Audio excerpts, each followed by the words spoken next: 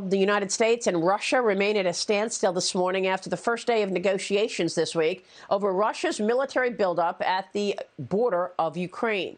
The two sides remain at odds over Moscow's demands that Ukraine be barred from joining NATO. U.S. Deputy Secretary of State Wendy Sherman calling the security guarantee a non-starter.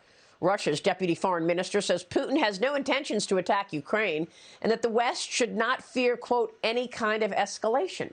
Joining me right now is Fox News senior strategic analyst, General Jack Keane. General, it's great to see you this morning. Thank you so much for being here. There's a NATO-Russia Council meeting in Brussels tomorrow. Are you expecting any progress? What are your thoughts on what we're hearing from the Russians? Well, certainly, I think we are where we thought we would be, at an impasse.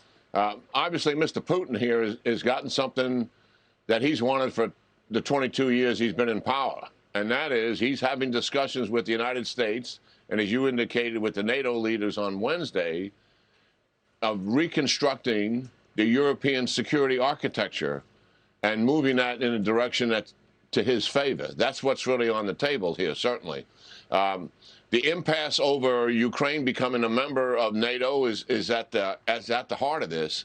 You know, when you think about it, Putin's policy, he came into Crimea and eastern Ukraine because the people of Ukraine threw out his stooge who was running the government, Yanukovych. And as a result of that, Putin believed that that would galvanize the people to move towards Russia, that indeed, because of their historic and cultural ties, that they would turn from moving towards the West, but they would move towards Russia. And the exact opposite has happened, Maria. The Ukrainians are moving away from Russia in terms of what they want. They want economic integration with the West and security integration as well. And that's at the heart of his frustration here. But he may be successful in this. While the United States and NATO will never make a public statement that Ukraine is going to be barred from NATO, or NATO is not going to expand any further, that's just not going to be on the table for the United States and NATO. De facto, he may accomplish just that. Because the United States and the European nations, they have no intention of bringing Ukraine into NATO in the near term. That's just a fact. And it may literally be off the table for years to come. So do you believe the Russians when they say there's no reason to believe that Russia will attack Ukraine? I believe there's every reason to believe that Russia will invade Ukraine. The evidence is there, 110,000 troops, and he's increasing those troops as we speak. Certainly, if he gets the concessions he thinks he may be able to get because of the weakness of the European leaders and what he believes is the weakness of the Biden administration, then yes, he doesn't have to use those troops. He's using them as a demonstration, as leverage to get those kind of concessions. I think the upcoming meetings with the NATO leaders is really crucial because Germany and France both have been soft on Russia. And he has talked to both of those leaders, Putin that is, last week. And we'll see if their spine is as stiff as it needs to be, along with the United States being on the same page and not folding to these pressures. And that's what Putin wants. He wants to see some division here so he can get some concessions. And I suspect he has already got the Germans and the French moving in his direction somewhat. We'll see. The meeting on Wednesday will be crucial. Well, of course, with the Nord Stream pipeline and the partnership there in terms of their needs for energy. What do you make of China inserting itself? The Chinese foreign minister has offered Kazakhstan law enforcement, special operations forces as that country deals with the violent anti-government protests. And Russia sent troops to help. Of course, Russia deployed forces to the country as well. China's new offer now could place the troops from Russia and the CCP in Kazakhstan at the same time, General, where they've both been competing for influence. Your thoughts on the chess game here? Well, first of all, the Russian troops are there for the same reason that we have issues with Ukraine. The people are resenting the government. It's a Soviet-style government tied to Putin.